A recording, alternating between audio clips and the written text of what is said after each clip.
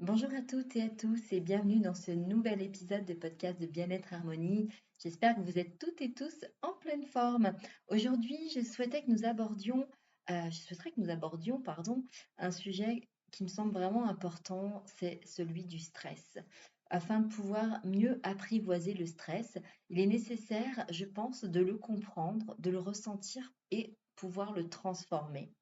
Donc aujourd'hui, nous allons parler de ce fameux compagnon que nous connaissons tous, qui peut être parfois un allié, parfois un envahisseur, donc le stress.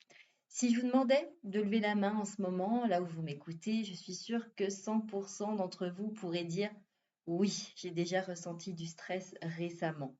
Alors, ça peut être avant un rendez-vous, face à une surcharge de travail, dans une relation compliquée. Ça peut être même également devant une simple liste de tâches trop longue pour la journée ou encore un rendez-vous chez le dentiste, pourquoi pas.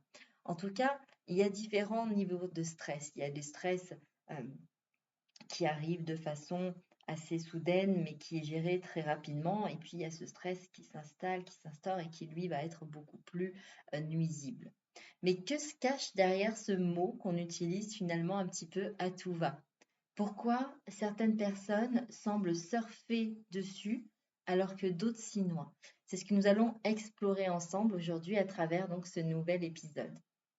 Donc nous allons aborder dans un premier temps le stress côté physiologique, quand le corps finalement sonne l'alarme. Parce qu'il est très important, euh, je le répète assez souvent au niveau développement personnel, il y a bien sûr la partie prise de conscience qui est généralement le premier pas, mais c'est très important également de pouvoir sentir et ressentir dans son corps les changements. Aujourd'hui, dans ce premier point concernant le côté physiologique, il faut comprendre que le stress est avant tout une réaction finalement biologique de survie. C'est notre cerveau, notamment l'amygdale, qui détecte un danger, qui soit réel ou perçu, peu importe, et qui va réagir en une fraction de seconde en activant notre système nerveux sympathique. Donc les conséquences de ce signal d'alarme, c'est le cœur qui s'emballe, la respiration qui s'accélère, les muscles qui se contractent et le cortisol et l'adrénaline qui viennent inonder notre corps. Et c'est là où ça peut notamment devenir problématique. C'est ce qu'on appelle la réaction fight or flight, combattre ou fuir. Donc, il faut bien comprendre et imaginer que nos ancêtres, face à un tigre à dents de sabre, par exemple, comprendre que leur survie dépendait de cette réaction immédiate. Mais aujourd'hui, on n'a plus ce tigre à dents de sabre dans notre quotidien. On est bien tous d'accord pour pouvoir le dire et le constater. Et du coup, ce tigre, finalement, il a pris la forme d'un email de votre patron, par exemple, d'une facture imprévue ou bien encore d'un conflit relationnel. Par contre, notre corps, notre réaction biologique, elle, est toujours la même. Notre corps réagit de la même façon. Et le problème, c'est que nous vivons dans un monde où finalement ces tigres, entre guillemets, sont constants. Et notre corps n'a pas du tout été conçu pour être en état d'alerte permanent. On va pouvoir également observer le stress d'un point de vue psychologique, une question de perception. Parce que le stress, donc, on l'a vu, c'est une réaction du corps, mais ce n'est pas seulement une réaction de celui-ci, c'est aussi une construction mentale. On va le voir, hein, deux personnes confrontées à une même situation ne vont pas du tout réagir de la même manière. Si on prend un exemple pour illustrer celui-ci, on va prendre deux prénoms au hasard, Julie et Karim, qui doivent tous deux prendre la parole en public.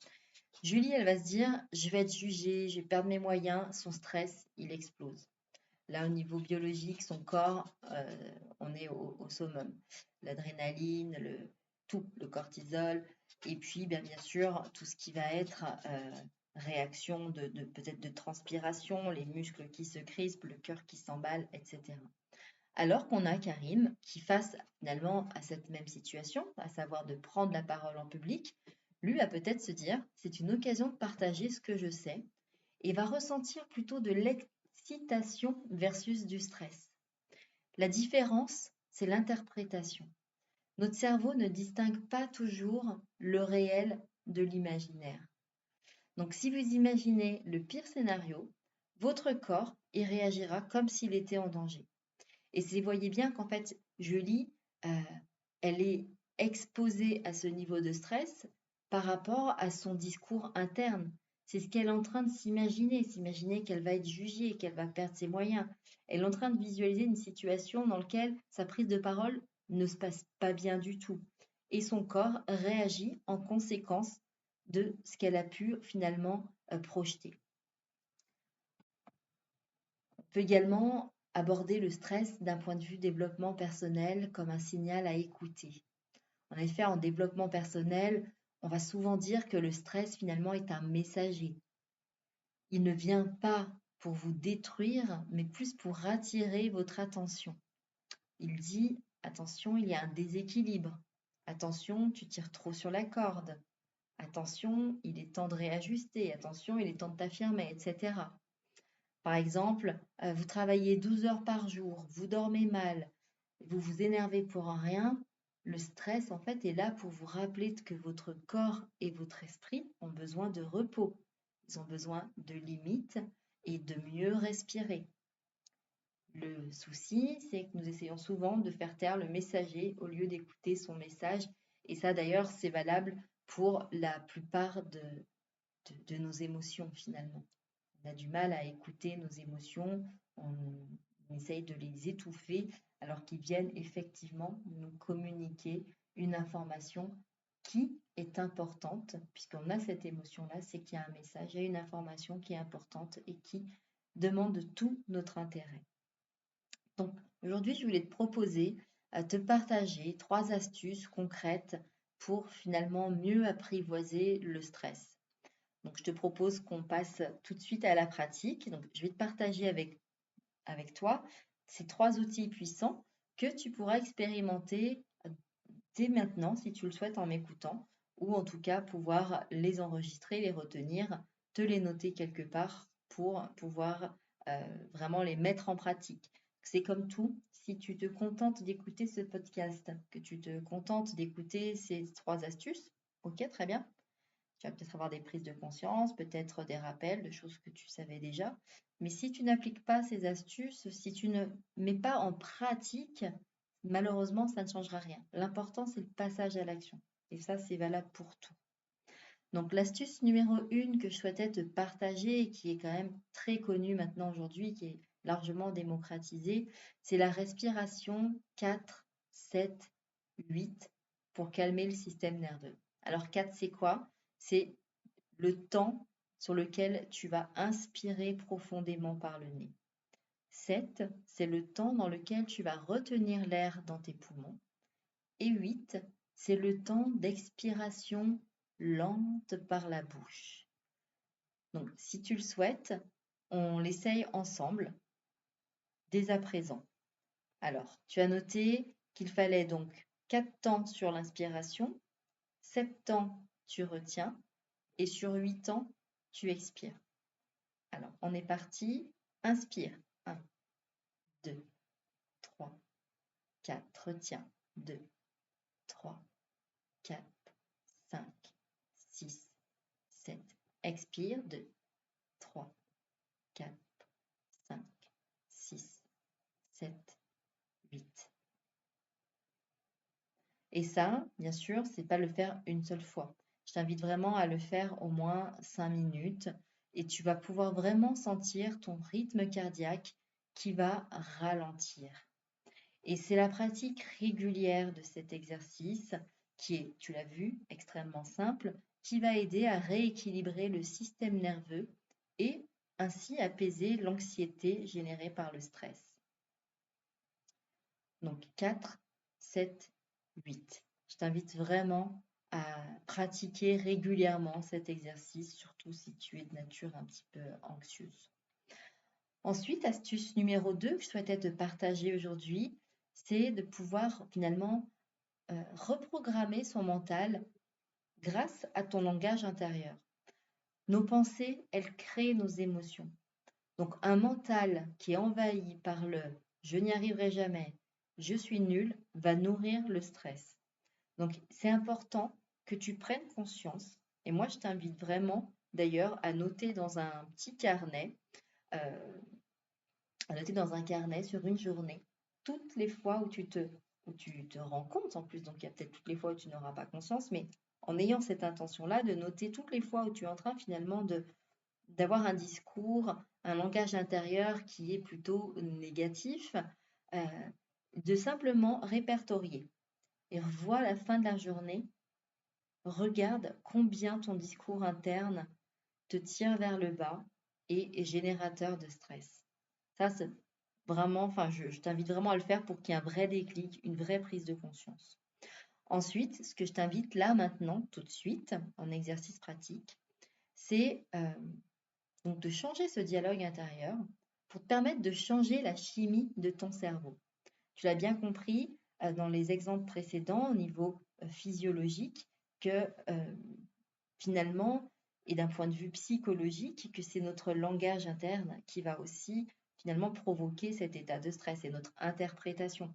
On l'a vu dans l'exemple où Julie, avant sa prise de parole, en fait, se projette en train d'échouer finalement, se projette en train d'être jugée, se projette en train de perdre ses moyens, et du coup, son cerveau ne faisant pas la différence entre ce qui est réel et ce qui est en train d'être projeté, son corps réagit et déclenche toutes ces réactions biologiques qui sont négatives pour elle. Alors, en ayant bien en tête cette information, note-la maintenant tout de suite, une pensée stressante que tu as eue aujourd'hui. Je ne sais pas, hein, je te donne un exemple, je ne vais pas finir ce projet à temps.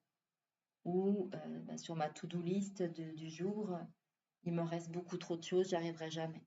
C'est trop long, c'est trop lourd, ça me stresse. Note une pensée stressante que tu as eue aujourd'hui, peu importe laquelle. Et tu vas ensuite la transformer en une pensée plus aidante. Donc, admettons, on reprend notre exemple, je ne vais pas finir ce projet à temps. Une pensée aidante pourrait être, je vais avancer étape par étape et je peux demander de l'aide si besoin. Très important cette notion aussi d'être en mesure, d'être capable de pouvoir demander de l'assistance, de l'aide en cas de besoin. Et vous verrez qu'en transformant ces pensées, vos émotions vont se modifier presque instantanément. C'est vraiment important et c'est simple.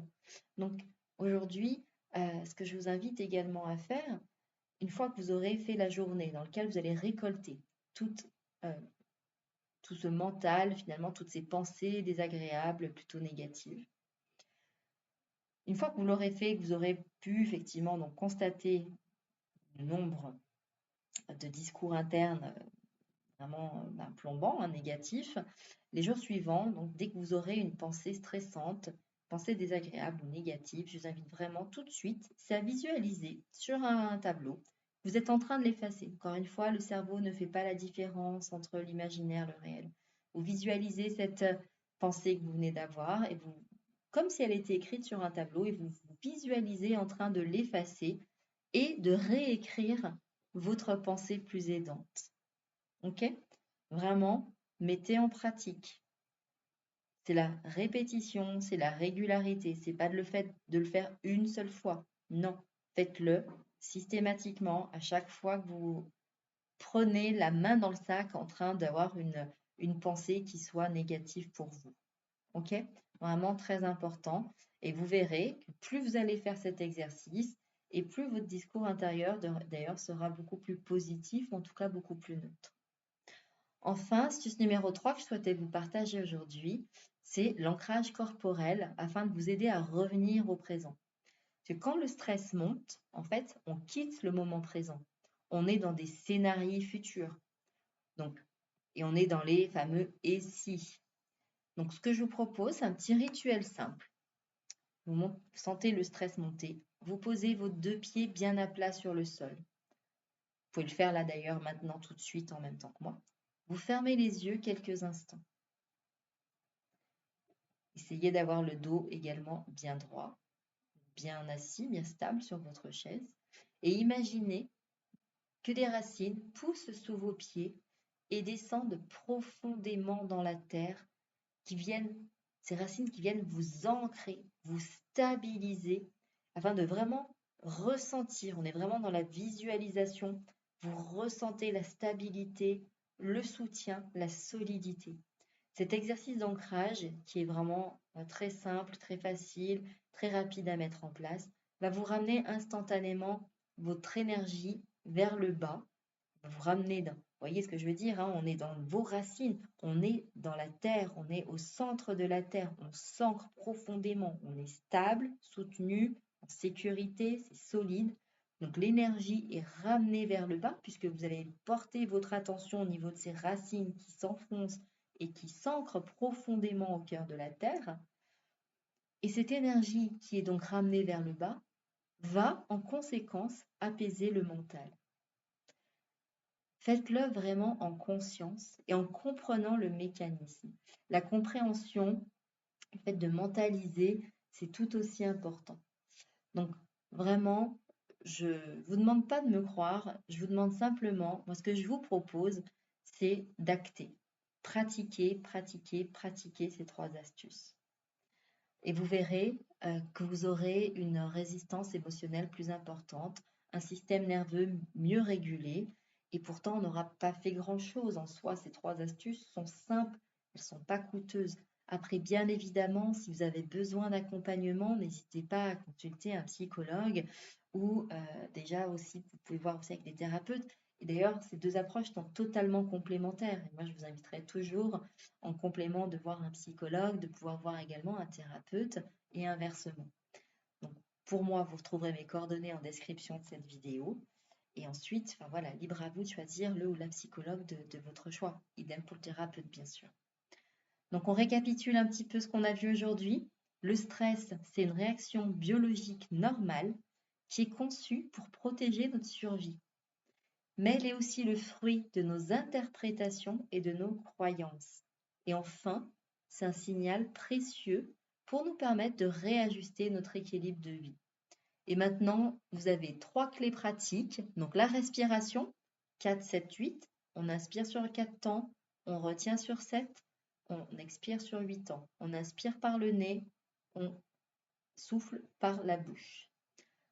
Seconde astuce, le langage intérieur positif. On remplace tout langage intérieur désagréable et négatif par un langage intérieur beaucoup plus positif. Et enfin, l'ancrage corporel avec vraiment comment dire, cette énergie qu'on ramène en bas et afin d'apaiser le mental. Donc, je vous invite peut-être à choisir l'un de ces outils et à l'expérimenter dès aujourd'hui dans une petite situation stressante et vous verrez comment de petits gestes peuvent transformer votre quotidien. Donc moi, je vous remercie d'avoir écouté cet épisode. Si vous l'avez trouvé utile, n'hésitez pas à le partager avec une personne de votre entourage qui vit particulièrement beaucoup de stress. Et souvenez-vous, le stress n'est pas là pour vous écraser, mais pour vous rappeler que vous avez en vous les ressources pour retrouver votre calme et votre force. Pensez bien à liker cette vidéo, à me laisser un petit commentaire. Dites-moi quelle pratique, quelle astuce vous utilisez peut-être déjà ou par quelle astuce vous allez commencer. Je serais ravie de vous le lire. C'est toujours un vrai plaisir de pouvoir lire vos commentaires. Et puis, pensez bien à vous abonner, à activer la petite notification pour être informé des prochaines vidéos et capsules. Moi, je vous dis à très vite pour un prochain épisode. Prenez grand soin de vous. À très vite. Bye bye.